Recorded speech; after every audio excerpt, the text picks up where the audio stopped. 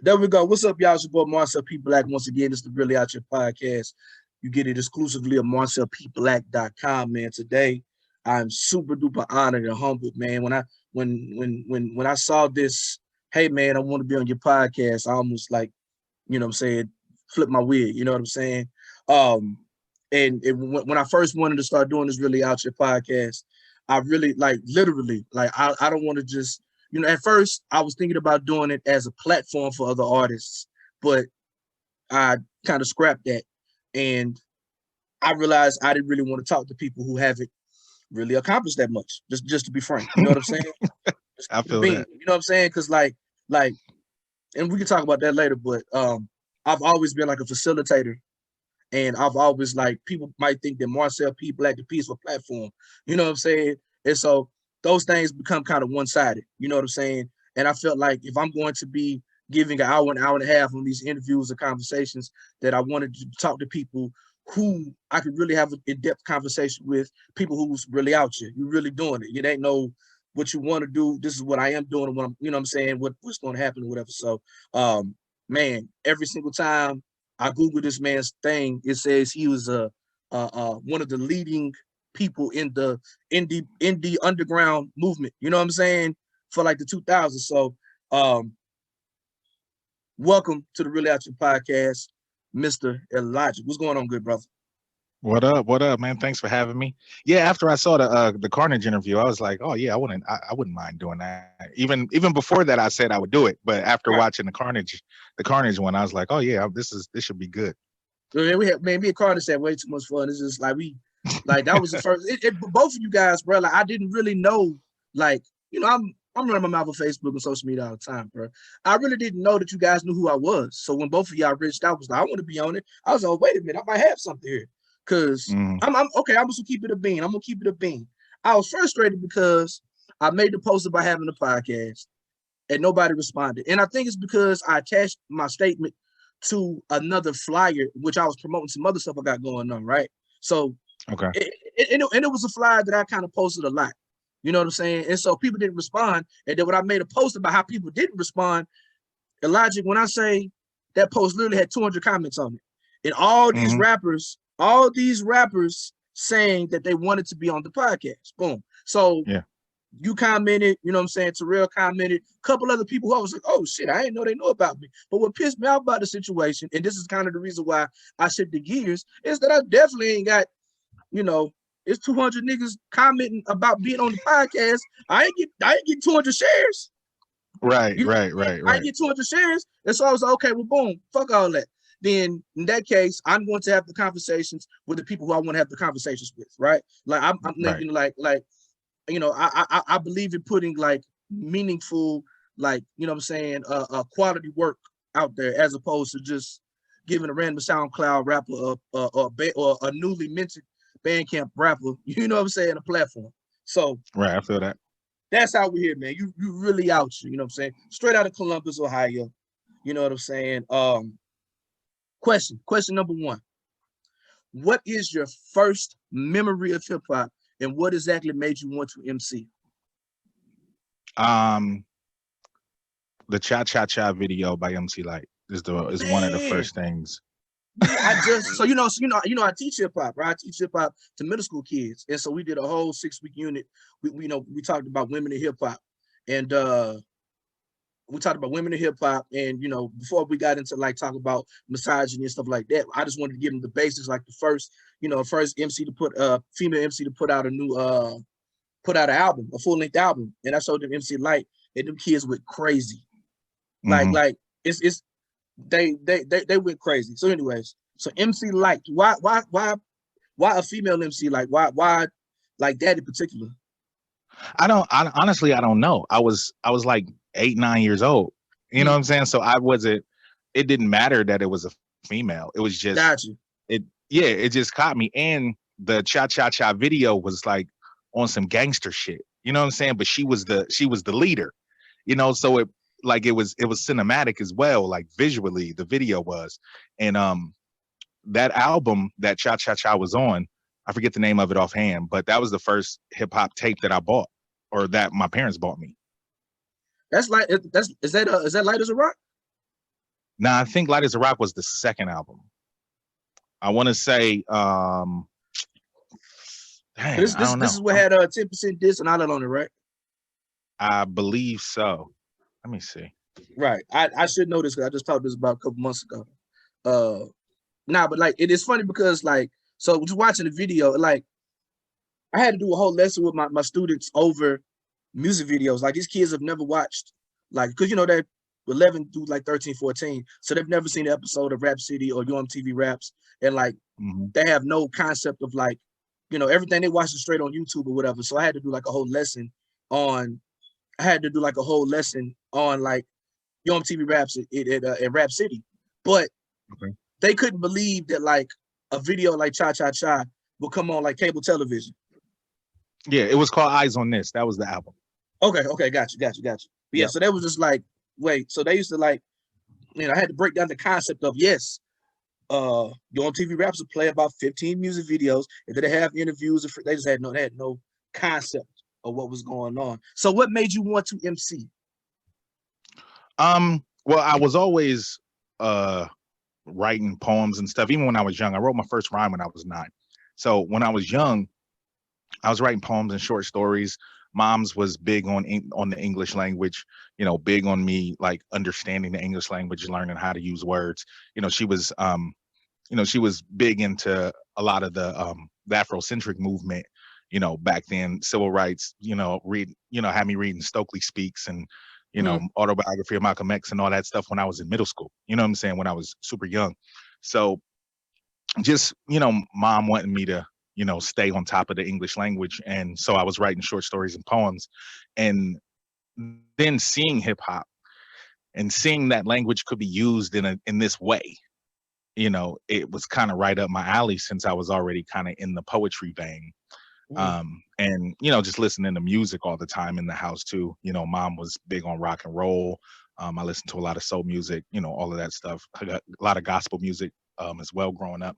So yeah, just playing with words was kind of fun. You know what I'm saying? And it seemed like this was a different kind of art form that I didn't realize it was an art form. It was just music at the time. But I'm like, oh, okay, so you can do this too. You don't have to know how to sing. You know what I'm saying? Because I always wanted to sing, but I can sing a little. You know what I mean? But I always wanted to sing. But seeing like this was something that I could grab hold of, I just started writing and continuing to dive into language, and here we are today. You know what I mean? Is your mama an educator? No. Well, I mean, no, like she taught in church. You know what I'm saying? But she's big on self-education. So she read a lot when she was young. She graduated high school when she was 17 years old. Graduated a year early. So she's big on education and self-education. You rap like your mom's an English teacher. That's why I say that. No, because like, I mean, that's when I listen to, especially when I go back, when I listen to like Celestial Cloudwork or God lyrics, like your vocabulary, I think like that's the biggest thing that jumps out, man. Like how can I say it? Like vocally, you have like how can I say this? Like this is some rap nerd type stuff, but like your voice, I feel like this might sound weird. Like you rap with like a full mouth, like you extend your jaws, and like, so it's like the voice is like real wide. You know what I'm saying? When you rap or whatever, and it's dope because it pans really well. But then your vocabulary, you know what I'm saying? Like your syllables, like you just, and I can tell that like I say certain artists, they approach the art form.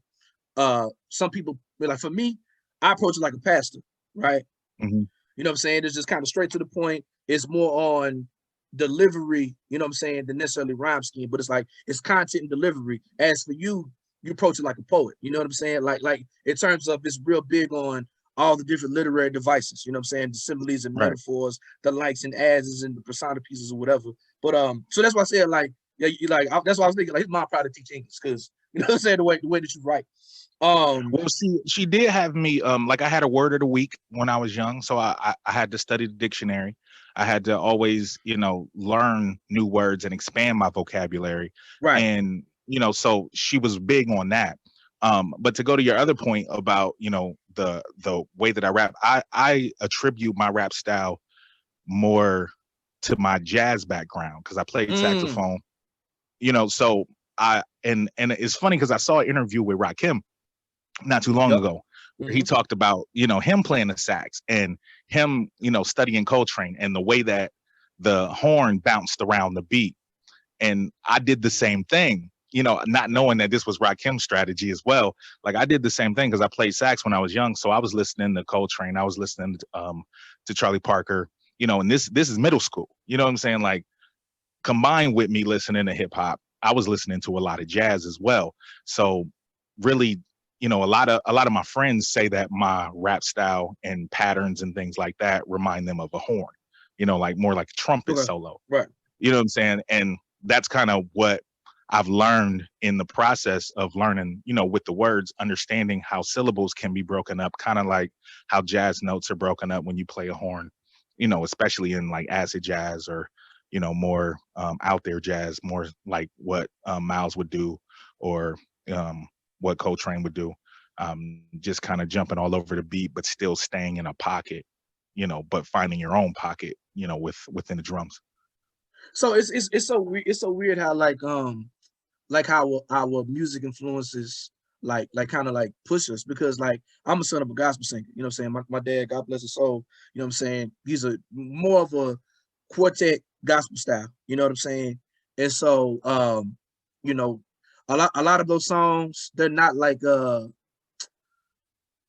uh uh, uh they're not really, the content is heavy, but like it's a lot of refrains, it's a lot of like Hmm. short verses, hooks, and you kind of get into it, but it's kind of more straight to the point, you know what I'm saying? Right. And so like, and then just like from a performance aspect, man, like watching my father create some music at the end of his bed, he'd go to his our converted garage to den and record, and then watch him perform the stuff and watching people reacted to it. You know what I'm saying? Like that's what really, really informed me as far as my style as a writer and like as a performer, like writing with the intent to touch somebody. You know what I'm saying? To get a Hmm. reaction in that capacity. And like I grew up in Southern Oklahoma, and you know I didn't really have access to jazz music. You know what I'm saying? And so I'm thinking like I'm just thinking like with you like being grown up in the Midwest, thinking about how like the sounds coming from the Midwest, all the funk and the soul. You know what I'm saying? I was Hmm. wondering, did that have any influence on you? And if it did, in what way? Um, it did in a way, just because my mom would play it on Saturdays. You know what I'm Hmm. saying? When we clean the house, it was played on the. Oh, we on mute. Sorry, I was getting There a we go. call. My bad. Oh, you good? But also gospel music as well. Hmm. But like soul music is just it was just so powerful and so ingrained in our culture as Black people that I didn't know that the Isley Brothers was from Ohio. I didn't Right. know that Bootsy was from Cincinnati. I didn't know when I was young. I didn't know that stuff. So that didn't register Gotcha. as far as them being from my area, but the music was always around. So it definitely influenced me in a way, especially now as a producer, understanding where the West Coast sound is actually the Ohio sound. You know what I'm saying? If you keep it Right. funky, as Midwest far sound. Right. as 100%. yeah, Roger Troutman, all that. That's Ohio. You know what I'm Hmm. saying? That Hmm. has nothing to do with LA. You know what I'm saying? They utilized it differently, but that's all Ohio sound. So understanding that later was very different. But growing up, just soul music was, it was Black people music. That's what we listened to. And luckily I had a mom that, didn't keep me in that box. So I listened to the Rolling Stones. I listened to the Beatles. I listened to, I had Metallica. I had all of that stuff when I was younger. So I understand. I had a lot of balance in the kind of music that I listened to. See, for me, like I said, so if I'm riding with my dad, my parents, it was gospel music or Jackson 5 or Michael Jackson. They didn't really Mhm. play a whole lot of other music for me. You know what I'm saying? I didn't get into that probably to high school or college, but I had to sneak. I was the kid who had to sneak and listen to rap. Or like I remember back in the G, you go buy a CD and like so I used to one of the main reasons why I was I had like a lot of bad boy stuff because they would put their parental advisory sticker on the actual plastic on the wrapper. So when you took it off, like the Oh yeah. artwork didn't have the parental advisory on it, right? So Yeah. that's the Yeah. reason. One reason why I became a Bad Boy fan, because those are the CDs I could have. My parents wouldn't throw them out. And then, so the other CDs that actually had the parental advisory on the artwork, I used to have to turn them inside out. You know what I'm saying? Because if my parents are looking, they'd be like, "Hold up, man, you listen to all this custom music, whatever." So for me, like literally, so it went from gospel music Jackson 5, and I had to sneak into hip hop or whatever. And sometimes, like, I wish, like, I know my kids are 8 and 10. I definitely try to have them listening to other stuff. You know what I'm saying? And like I Yeah. said, I'm a super duper hip hop head. Whatever. I'm not upset about my musical upbringing, but I do. For me, it's about the art. You know what I'm saying? It's like, and Right. it's about the expression, and it's about the words, and there's so many. When you just limit yourself to hip hop or what have you, there's so many different, especially, I mean, even within Black artists, right? Like if you Mm-hmm. just listen to rap, underground rap all single day, you're missing out on so many different expressions.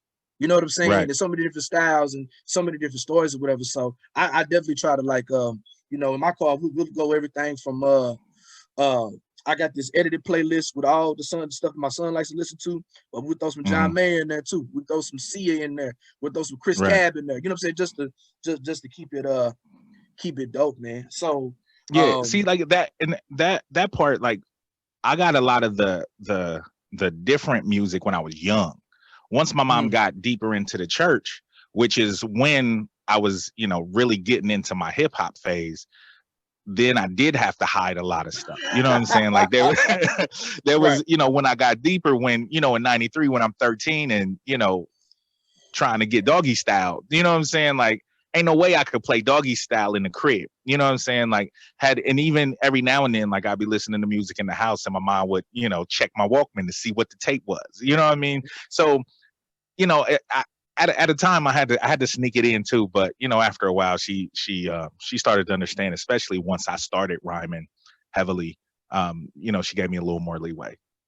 Doggy Style was the first time, because it came out in 93, so I think I might have been 9 turning 10.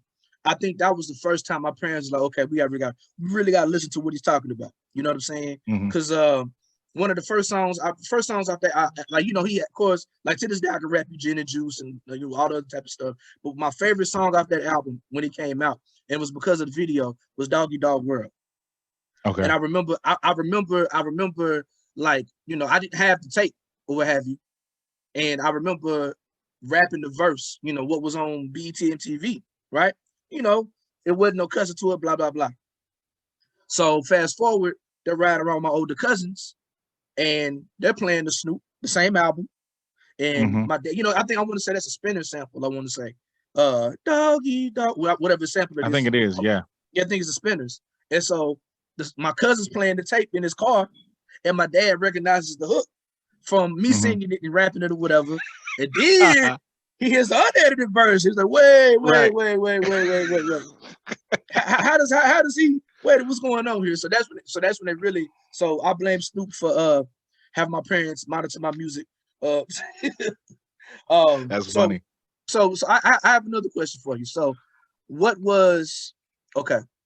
So I'm looking. You were born in 80. I was born in 83. Or what have you?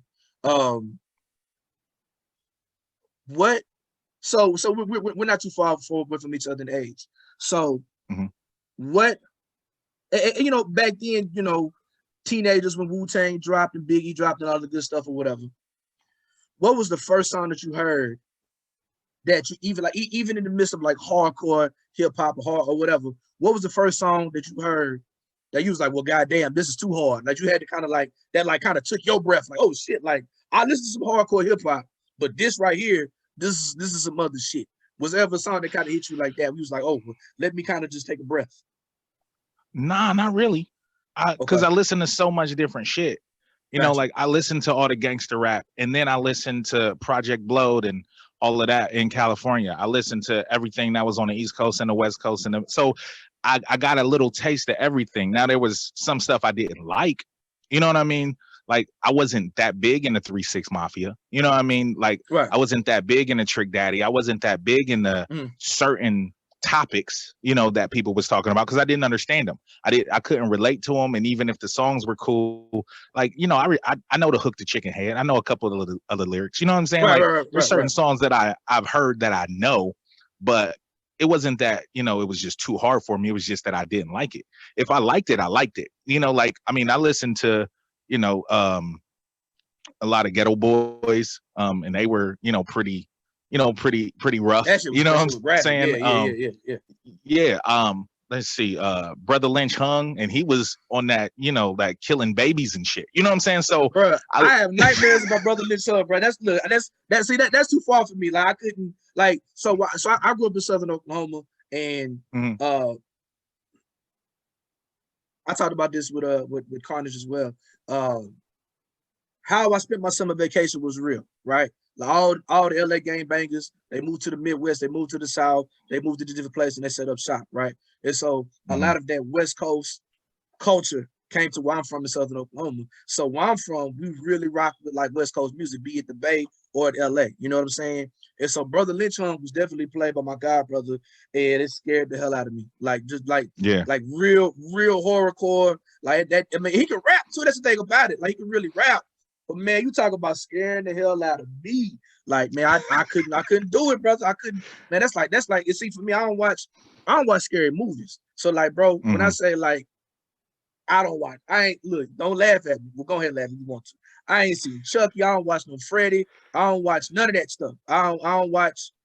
I think the scariest movie I've ever watched on purpose was like, uh, I Know What You Did Last Summer. It's not even no scary movie. And I only watched that Wow. because Wow. it was like a date, and it just kind of ended up there. I didn't want to watch the movie, but I couldn't seem like a punk. You know what I'm saying? So yeah, you know what I mean. I couldn't seem like a punk, but yeah, I Uh, watched. I guess if you count Get Out as a horror movie, but so I don't watch stuff like I have really bad nightmares. So like mhm. I remember listening to them talk about killing babies and eating. I'm like, this isn't good for my spirit. I can't I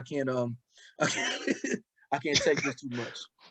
You see, But like, not for me, it was more about the art. You know what I'm saying? It right, was more right. about the rapping. You know, it's more about the styling. It was more about Got you. if they could rap or not. You know what I'm saying? So I was more into the art of rap. No matter what they were talking about, I was more into the art of rap. And then, you know, when you had certain cats like a Trick Daddy, or like, you know, bringing back 3 6 Mafia, or even like No Limit, when they came out, like, I didn't think that they could rap well, so I didn't listen to Right. them. So You know what I'm saying? And that was but it. It wasn't about the topics. It was just more about their right. skill. They didn't have any to me. So I was going in a different direction. We can stay here for a second. So I think so as a Southerner, I'm going to I'm going to offer a different perspective. So Okay. when you listen to 3 6 Mafia, that's not about lyricism at all. It's not about emceeing. Now don't get it twisted. They have their style, right? They have a style, Hmm. and like 90% of mainstream rap is using old 3 6 Mafia flows with the triplet flows and the Yep. production or whatever. Like I saw DJ Paul says he clears about 2 million a month in samples or whatever. You know what Yeah. I'm saying? Like because people are all the turn up rappers or trap rappers are using that, right? But like I mean, so I'm not gonna say those guys, they have their own style, but the emphasis never was on being like lyrically. I mean, there is a technique to it. There's a method to the madness, but the Oh emphasis yeah. never was the emphasis never was on lyrically being impressive. And artists like Trick Daddy, he's another person who technique and skill set wasn't his forte, but his Hmm. storytelling and his ability to actually like touch people who was from that particular demographic is why people love Trick so much at the time. You know what I'm saying? Right. Now, Right. I've lived my second half of my life in Louisiana. So when we get to No Limit, I'm gonna say this. No Limit had I don't know how many different artists. They probably had, I would say, four dope rappers. Like four It they was a made couple. Yeah. they have four. And I'm gonna say like when I say four, when I say like people who had like elevated skill sets, elevated styles, and bars, right? So the most traditional sounding rapper from No Limit was Mac Shellshot. You know what I'm saying? I don't know if you've Hmm. ever heard Mac, but like he was an Yeah. MC's MC. Like, you know, Free Mac, he's in prison for something he did, for a murder he did not commit. He was framed or whatever. But he was like, there's a song with him and Nas, and I swear to God, I don't think Nas knew who he was recording with. I think he was just like, yeah, I'm about to give me a quick bag real quick. You know what I'm saying? Rapping with these Louisiana niggas. And Mac like rapped him off the record. You know what I'm saying? Like he really like ripped it because he was a fan of like underground boom bap hip hop, but he was in New Orleans in the 90s. And so he felt he had to kind of do the street stuff or whatever. Another person who is like a real MC from No Limit was Mia X. Like, I want to say she got her first deal in New York City, so she came up like East Coast battle rapping. You know what I'm saying? But like, if you listen to Unladylike, like she's on there, like it's like hardcore, like battle rhymes. Okay. You know what I'm saying? Then you got Fiend. Fiend was I did like. But if for him, like it's certain people that are like better artists than they are better. So he was a good rapper, but I feel like he's a better artist. When I say artist, I mean like the songwriting and like the hooks and the song structures. You know what I'm saying? Like he had his voice is $1 million. So Fiend can say anything to me, you know, with that gravelly voice or whatever. Like he did that. And then I would say another artist that was really fucking dope, and it's just so sad that he's a goddamn he's a perpetual person that should be on Lord on SVU is Mystical. Mystical was dope as a motherfucker. Well, Mystical. I mean, you can't deny Mystical. But it's like Mystical literally probably like.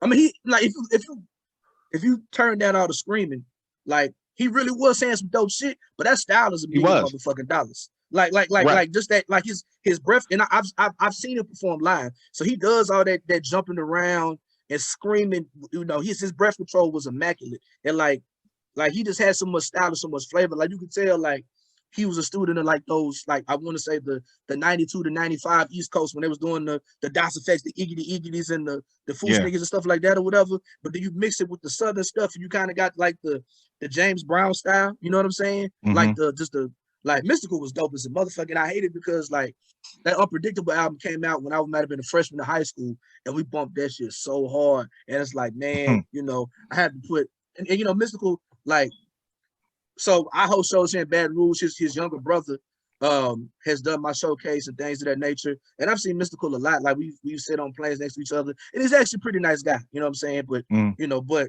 man, you got too many sexual assault jackets on your jacket, brother. Like, you know what I'm saying? Like you like anyway. So that kind of breaks my heart. But overall, man, I think like I don't know, man. Like I'm so me being from Southern Oklahoma. You know what I'm saying?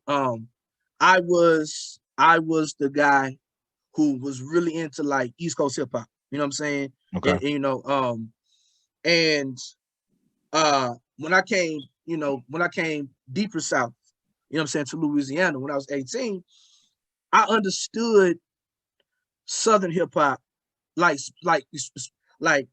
Southern hip hop that was very locale specific in a different manner, because I started being in the places that they were rapping about. You know what I'm saying? And you could you could relate to what was being said. I could relate to it, but understand too. I guess I've always kind of been open minded to hip hop and different styles of hip hop because I came from Southern Oklahoma, where we didn't have our own. To this day, Oklahoma doesn't really have a sound they're known for, right? So we listen to everything. We listen to the West Coast guys. Like, when the East Coast West Coast beef happened, most of the South picked the West Coast, right? Because New York was shitting on us. You know what I'm saying? But you know, New York was shitting on us. So we was like, man, fuck y'all. We ride with Pop, nigga. You know what I'm saying? But even though I was a Biggie guy, you know what I'm saying? But you know, and so you know, we're Oklahoma's weird because it's west of the Mason-Dixon, but it's below the Mississippi. You know what I'm saying? I mean, I'm sorry, it's west of the Mississippi, but it's below the Mason-Dixon, right? So it's southern, but it's not the deep south. And so we were also connected to, like, you know what I'm saying, Missouri. So when they had their boom, that particular style called us or whatever, and then, like, you know, of course, like the other Midwest hip hop or what have you. So depending on there's certain people in Oklahoma, I guess people in Northern Oklahoma, you know what I'm saying, like Tulsa, they'll say the Midwest, right? I'm from 30 minutes north of the Texas border. So we the South, you know what I'm saying?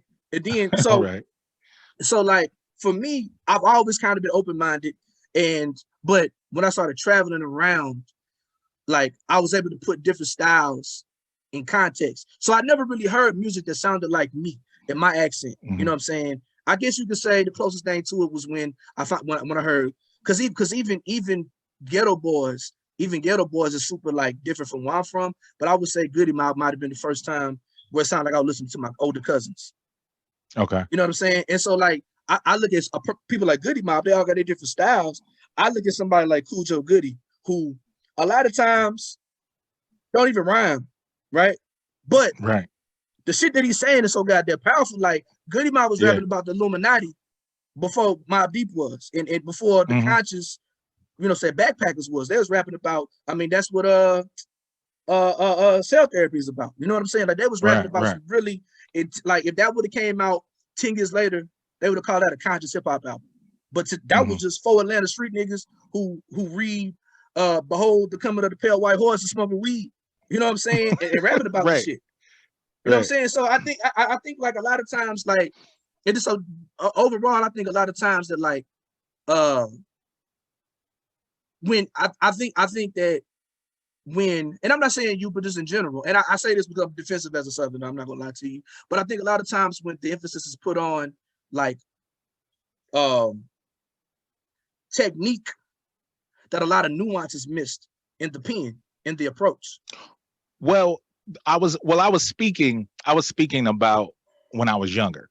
As I got older, I understood it, and I didn't necessarily think they couldn't rap. I just didn't like. Then I started getting more into content.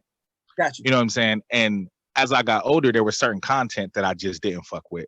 You know, everybody got their own style. Same. Everybody got their own style, and everybody does their thing differently. And then there are some people that just can't rap. But you know what I'm saying? Like I'm not saying every Southern nigga can rap. I'm just saying that because some of these niggas can't rap. Yeah, like, I know. Right. Yeah, but I understood, like, you know, being in a club, I don't want to hear Tribe necessarily. You know what I'm saying? I want to hear some Trick Daddy. I want to hear some 3-6. Come on, you know what I mean? Like, so as I got older, I started to understand, at least in my life, where the place of certain hip hop would stand. And it wasn't like I was going out and buying these records, but I understood, you know, their place in my life. And so, you know, for me, the records that I would purchase would be the records that would jog my mind and that would, you know, stimulate me mentally and make me want to, you know, catch stuff. And, you know, the technique more is what I purchased as a hip hop connoisseur. But I started to understand more as I got older, you know, what 3-6 was doing. I started to understand more what, you know, like, cause I love some No Limit now. You know what I'm saying? Like when No Limit come on, when I'm listening to my Sirius XM old school station, like I love that when it comes on now because I understand it now. When I was younger, it just didn't appeal to me. I understand. I get it. And, you know, so it's funny because like, so, you know, I'm a super duty tough work disciple. We're gonna talk more about that later. But man, y'all killed. I ain't gonna lie to you, bro. I had to skip y'all a couple of weeks where y'all did the rappers that we should like, but we don't. Your man, when your man Al was slandering my nigga Bun B, I was like, man, I was like, yo, Illogic a real one, because Illogic fuck with UGK, but with Print, with bro, I was, I ain't gonna lie to you, bro. I was texting Justin Ivy. I was like, say, bro, I'll fuck with Print, man, but dog, this goddamn Bun B slander got to stop. I said, you know what? I'm gonna skip a couple weeks and I'm gonna come back when they talk about something else. That shit had me. I was like, bro, like, man, like, had you tight, bro. It's been, and I ain't gonna say their names, bro. I ain't gonna say their names. I was riding with my friends, my good rap friends. One guy was born in the 90s, one guy was born in the 70s. The guy from the 70s, like, you know, mid to early 70s, he's from up north, right? I ain't gonna say the location because they're gonna know what I'm talking about. The other guy's from New Orleans, right? So the older guy is straight up stuck in the 90s, backpack, you know what I'm saying, baggy jeans, Timberlands, right? My other guys are young, you know what I'm saying, kind of, you know, he came in the era of the double XL freshman, right? So neither one of them had heard Riding Dirty, right? Okay. And so I've listened to all the Yo Son rap, and I've listened to all the Skinny Jean rap I could listen to. I was like, man, let me get some real nigga shit on here, you heard me? So I'm like, okay, but I still need to have something that got some lyricism in it, right? So I play Murder, right? Now, I understand Pimp C. I understand why people say he's Pimp C is another person who I feel like is a better artist than he is a rapper. Like the shit that he was saying, the shit that he was like, he never did nothing complex as a rapper, but he was saying some straight up, some real street shit, and it hit you in your soul, right? Bun B said that he wanted to do this, he wanted to be the Southern Big Daddy Kane. So he was like, Okay. Pimp just gave me a topic, and I just want to go the fuck off. That's it. I don't really care about nothing else. If Pimp say do it because he's a musical genius. So I play Murder, and I feel like Murder is one of the best goddamn 48 bar verses of all time. That nigga Bun, Yeah, goddamn, he went the goes in. fuck off. That nigga He went goes off in. like he did that. He did that in one take. People asked him, was it Wow. a freestyle? He said, no, that was just one take. And what's crazy is they have an edited version of Murder that they did, because back then they would put out whole edited albums. But he redid the song without cursing. And the edited version is damn near more impressive because he's not cursing, using other words or whatever. But I played that song, bro. Mm-hmm. And both of them niggas said that Bun B they said that shit was whack. Jawar, when I say real talk, bro, I said the next stop, I want my one-on-one with both of y'all. I will fight both of you niggas. Y'all niggas is fucking crazy. I will beat you niggas up. Don't ever fucking disrespect this person again in life. Don't ever talk about Bernard Freeman like that. Y'all niggas is, well, anyway, so I thought that was hilarious. I thought that was, so I was like, yeah, these, man, I fuck with Super Duty, but man, this UGK thing they gotta stop. But so the last thing I want to say on this topic was, in terms of like, so you heard me talk about this with Carnage, man. I'm real big on cultural intent and what you're trying to get across. So Juvenile's 400 Degrees came out when I was a freshman in high school, and like everybody was on No Limit. I've always tried to be a little different. So Cash Money came out, and I see the video for and that shit didn't even look like it was in America. That shit looked like a different country. Like the way the video was shot, they was like showing like hood poverty and glamorousness in a different light. And so I knew the whole fucking song word for word from the time the ad libs and everything, from the beginning to the end. It wasn't until 4 years later that I moved to Louisiana, and I became and I got to around people who had these accents, and they used this dialect and vernacular and these phrases, that I really understood what the hell Juvenile was talking about. And like Juvenile created 400 Degrees, like he created it with the intent of goddamn the most, like, yo, I'm staying as true to hip hop culture as I possibly can in terms of expressing myself, what I see surround me. But it was weird because like he had the most purest hip hop intents, but that shit was so goddamn New Orleans. He made that shit like he never heard of Kool Herc, if that makes any sense, right? Like Right. It is the most intentional hip hop about a specific locale that I could possibly think of. If that's outside of New York City, right? Like it represents like the terminology, the phrases, like the thing I love about being a Southerner as an MC at Southern hip hop is the use of the drawl, right? So like you can say so much with different vocal inflections, and that's what Juvenile masters. And like if you have an understanding of African American vernacular English, you understand that, like, for instance, like in certain parts that we were brought from Africa, there is no ST sound, right? And so when you hear Charlemagne the God, who comes from the Gullah culture, say scraped, that's because ancestrally, historically, there is no ST sound, right? And so a lot of the things that I feel like Southern artists kind of get made fun of, we're really just speaking our mother tongue. So like when Juvenile says, you in that badass Benz, like he's asking the question after he makes a statement, right? And so when people are like, man, this nigga talking backwards. No, he's speaking, whatever tribe he's from that populated New Orleans and Louisiana, he is speaking their ancestral language. And you know what I'm saying? Like it's in terms of like verb conjugation, things like that, right? And so for me, I think a lot of times that gets overlooked coming from Southerners. You know what I'm saying? Even from like a Trick Daddy, or even like Andre and them, you know what I'm saying? Andre got a draw like a motherfucker. But like a lot of that stuff is, you know what I'm saying? So I think like there's so much style within that while it might not have all the syllables, it's still a whole bunch of style and soul, and to tell the story in a completely different way. That, you know what I'm saying? It took me like moving to the deep South, and then, doing a whole lot of shows in Mississippi and Alabama and Texas and Florida to really see the people, how they really talk. Yo, this is hip hop as a motherfucker. It don't sound traditionally like what, it don't sound like what goddamn Juice Crew and them was doing, but that's because, and really those are Caribbean cats.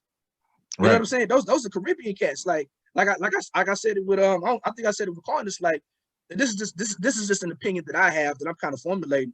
I feel like hip hop really got like Black American when it came down south, and like legit ancestors of Africans, enslaved Africans, started making it.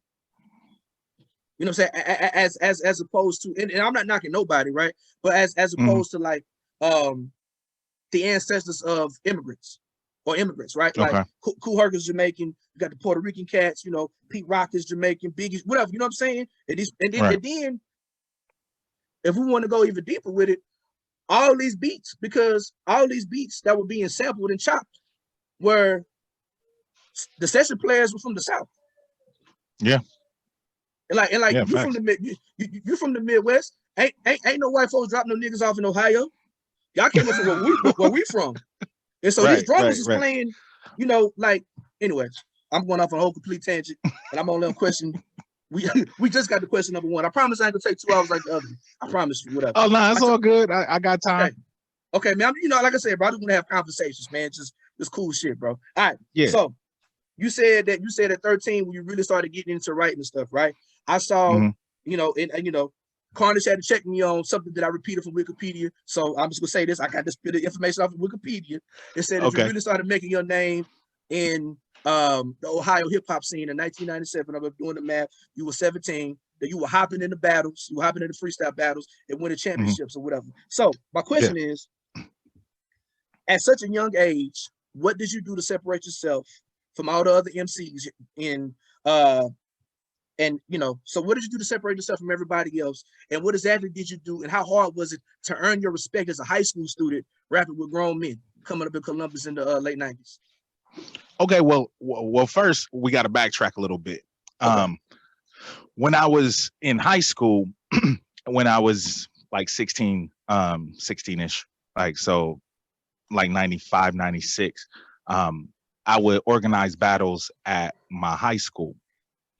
And on our lunch breaks, we would have brackets. We would do, you know, we would do it for real. Like it was an event that we'd have, like, I think it was like once a month that we would do it. So, you know, I was getting pretty known for my freestyle ability then. And I was also in a crew because Kamuteo and a couple cats that were in Megahertz that ended up being Megahertz lived in my neighborhood or hung around my neighborhood. So I was in a crew called Opium Prodigy with Kamute, Jakada Motormouth, and a host of other cats. It was like the Columbus version of Wu-Tang. It was like 30 cats. Wow. And then so that was when I really started to get my name up. And then we would have the Hip Hop Expo every year here in Columbus, Ohio. And there was a freestyle contest. And, you know, because I was pretty known for freestyling throughout high school and the different high schools, because I was also a track star. So I was really known, you know, so I had a pretty cool reputation. You was popular, basically. Yeah, I was popular. And so, you know, in 97, they had the Hip Hop Expo. I entered it and I ended up winning.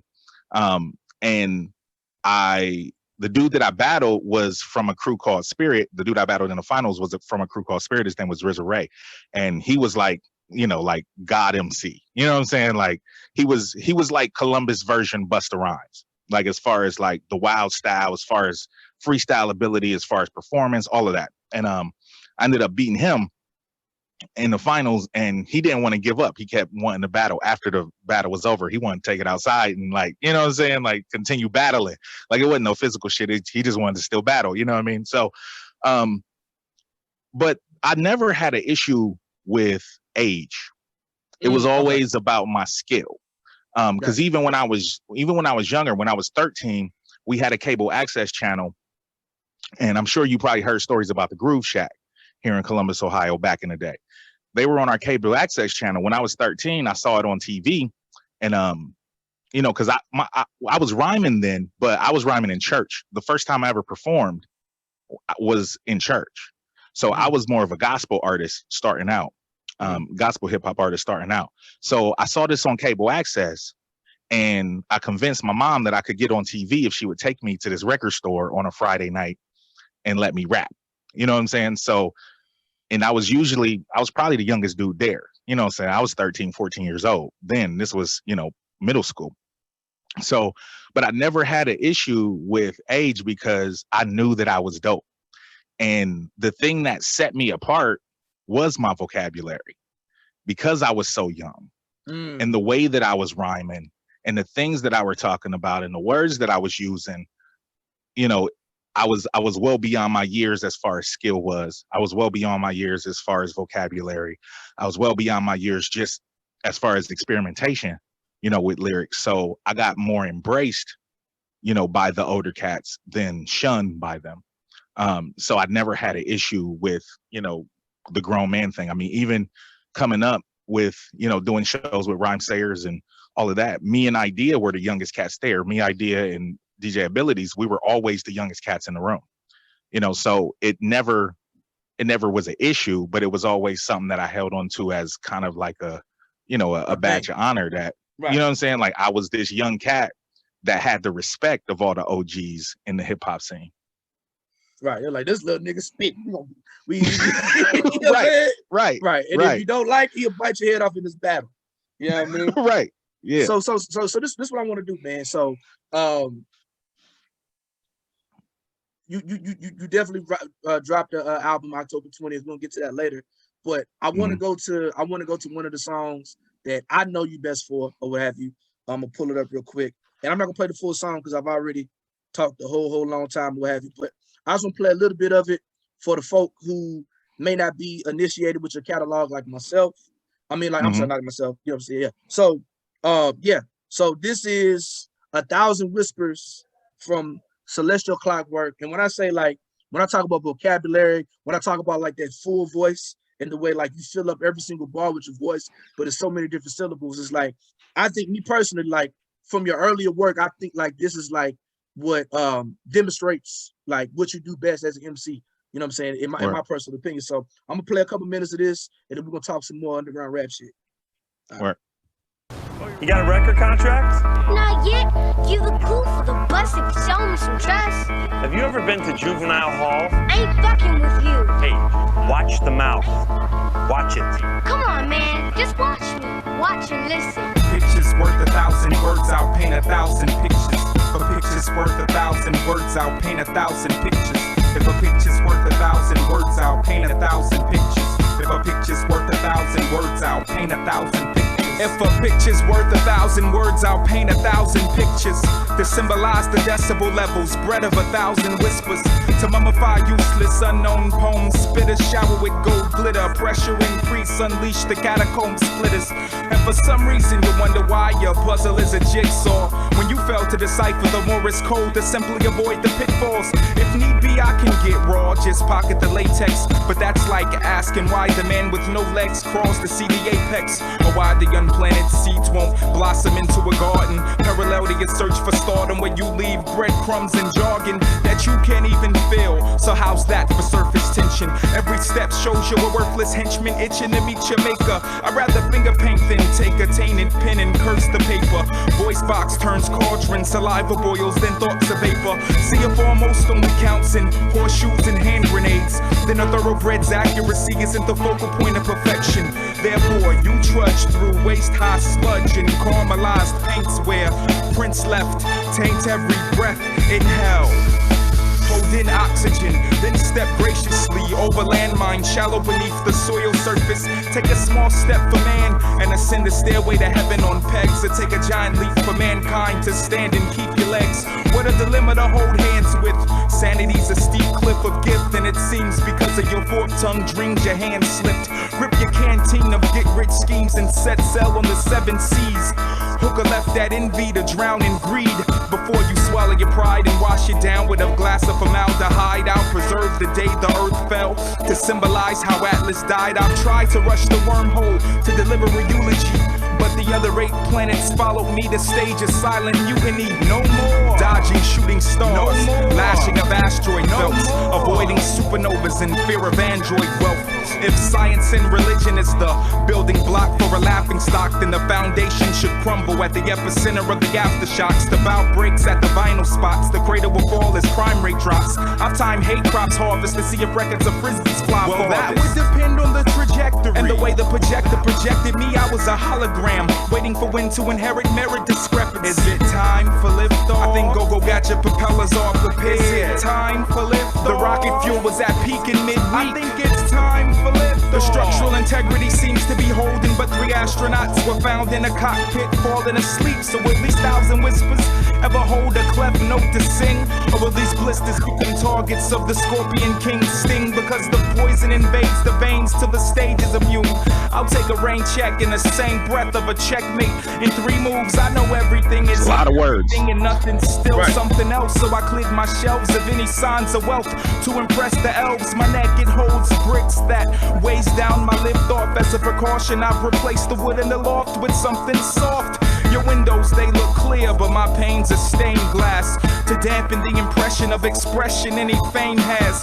Do the hues you use, do they capture the pain my frame has? Or are you caught in the faces we weave, scared to change masks? I'm the lawnmower man on a mission to slaughter the strange grass. But first I must erase cyberspace and rape the track before a train pass.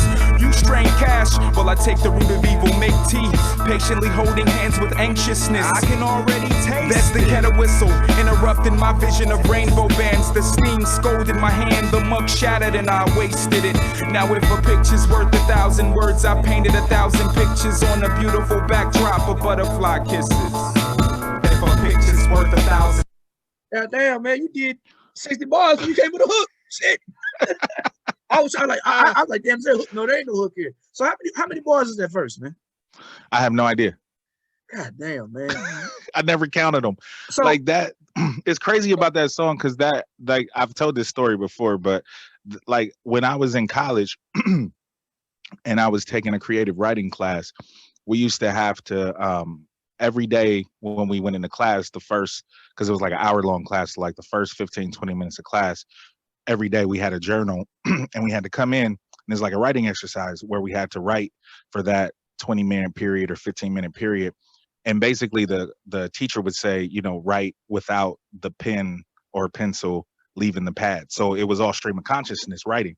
So, and I would do this exercise on my own. And like this ended up being from one of those exercises. So I actually wrote this song in probably like 30, 45 minutes. It was one of those I just sat down and I just wrote whatever came to me. And, you know, went back and did some editing, of course, before I actually recorded it. But after I read it back, I was like, this is kind of cool. You know what I'm saying? Like, I'm saying some really, really dope shit and things are connecting in certain places. And it was kind of out there. And it's weird. Like me and Prince still talk about this to this day. Like you never know what songs are going to be hits. You would never think that a 5-minute verse would be like one of the songs that you're known for the rest of your life. You know what I'm saying? So like it's real interesting with that joint. Do people request that when you perform live? All the time. Like I can't do a show without performing this song. And you gotta rap 5 minutes straight? Goddamn, man. Dog, like it's usually my closer because it takes so much breath. You know what I'm saying? It takes so much breath to do it. And a lot of times I'm kind of spent after I do it because within my catalog, yeah, I got some songs that I like more, but for most people, this is like my crowning achievement. You know what I'm saying? So what song are you going to follow 1,000 Whispers with? You know what I'm saying? Like, yeah, I love my catalog too, but even I'm not that stupid. This that thing you get now, you could meet me at the merch table song. Right. Okay.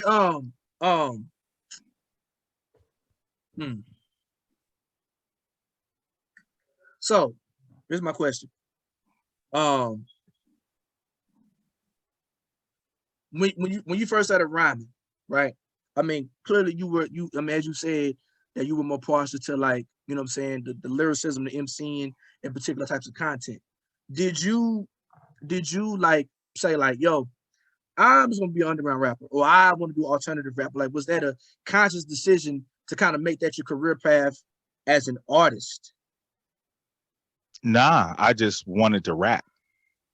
You know, because the thing is, like, a lot of people, and especially the younger generation, don't understand that we had Souls of Mischief. You know, we watched Souls of Mischief videos. We had videos of Tribe Called Quest, right, alongside Doggy Style, alongside, you know what I'm saying? Right. Like everything it was more balanced. Yeah, everything was in a big melting pot. So for me, I could do what I was doing and still make it on Rap City.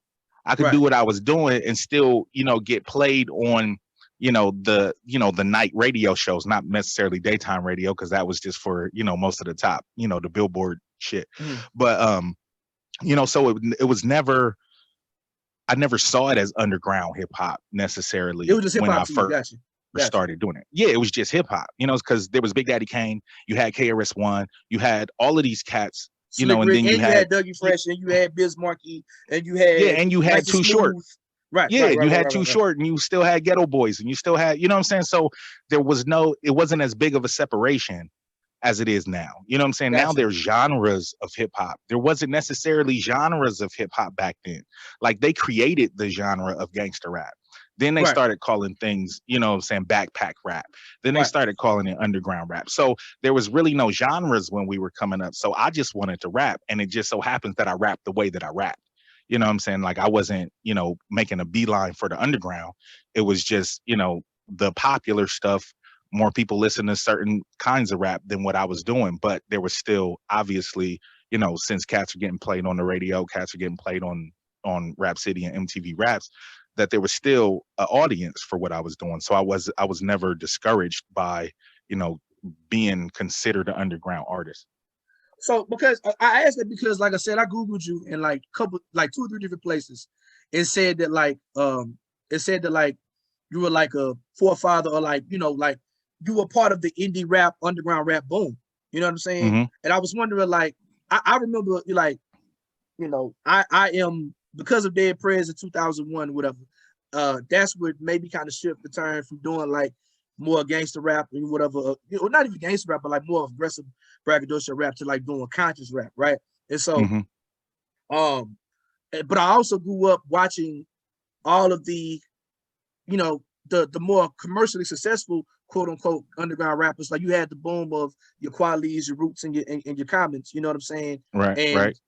they won't be conscious, right? And they rap nothing but conscious raps, but they were so worried about being pigeonholed into being a conscious artist, right? And so I went through that early in my career. It's like, man, don't label me conscious. But then I thought about this shit. I was like, man, fuck them niggas. Like, this is what I do. This is what I'm about. Like, I'm very specific and intentional in what I'm talking about. And I was just like, and I get it, like, a lot of these labels is made up by white folks to sell us, sell our music, right? And so for me, I was just like, you know what, fuck it. This is what I'm going to do. Like, I'm a conscious rapper, but I'm country as a motherfucker. I'm country as a motherfucker, but I'm a backpacker. I'm a backpacker, but I'm southern as a motherfucker. But all of those things can coexist if I don't give a fuck about what they're saying, right? You know what I'm saying? Right. So, like, I love, like, for me personally, I love being an underground rapper. I really do. I've always wanted to be an underground rapper. Like, I've always admired people like, Blueprint and Justice League and, Strange Fruit Project and, Little Brother and, Cunning Linguist. Like, that is the type of hip hop I've always wanted to make. You know what I'm saying? Like, I want, nigga, give me track 8, nigga. Like, yes, the singles is popping, whatever, and that's cool. Right. Like, I like the party and bullshit too. But like, what you talk about on track number 8, nigga? Like, nigga, what? I didn't know what your uncle name is. I didn't know about your cousin. You know what I'm saying? What he going through and how you trying to comfort him. You know what I'm saying? So for me, that's always kind of been my thing. So like, did you? So and you kind of, I was gonna ask you this question too. You kind of did say like, it just is what it is. Like, I just wanted to rhyme, and it just so happened that I kind of went into underground. So let me ask you this: going into 2021, how do you feel? I guess with the prominence of social media sites, the prominence of streamers, band camps, or whatever, how do you feel about the state of underground hip hop moving forward, especially on the other side of this pandemic? I think it's wide open. You know what I'm saying? I think there's no limits. I think what the pandemic did for a lot of artists in general, even, higher level artists, is show them that you can have a direct relationship with your fan base and you don't necessarily need a middleman.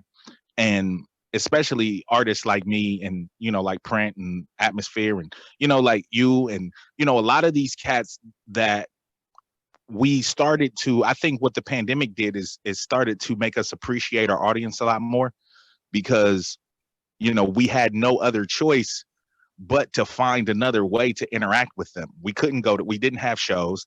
We couldn't tour. We couldn't do a lot of shit. So we had to create more of a direct relationship. And really in the long run, that is what sells records, whether you believe it or not. You know what I'm saying? Even these major artists, the reason that they sell so many records is because they appeal to so many people. Is because so many people feel like they feel exactly what they're saying on their records. Even, with R&B artists, with pop artists, same, all of that is the same. They feel like they have a relationship with you. So what this pandemic has done for us underground artists is give us more of a push in the direction of building a direct relationship with our fan base, which is what we did through touring. Like going to every city and shaking hands and kissing babies with every fan that we could in order to create that fan base and create that that support. The pandemic has given us, an alternate way to reach all of our fans around the world at once. You know what I'm saying? And we haven't really took advantage of, this streaming and, the internet as much as we should have been. But now, it's given us something different and a different way to do it. So I think that, and what you have up, like that was created out of the pandemic for that same reason, is that I had a new album coming out. I didn't know how I was going to be able to interact with my fans. So I created Beats and B-Sides in order to have an avenue where I could interact with my fans and build anticipation for my album without having to go on tour, without having to be face to face, without having to pass out flyers hand to hand. So that's why I did this. You know what I'm saying? That was something that pushed me in that direction.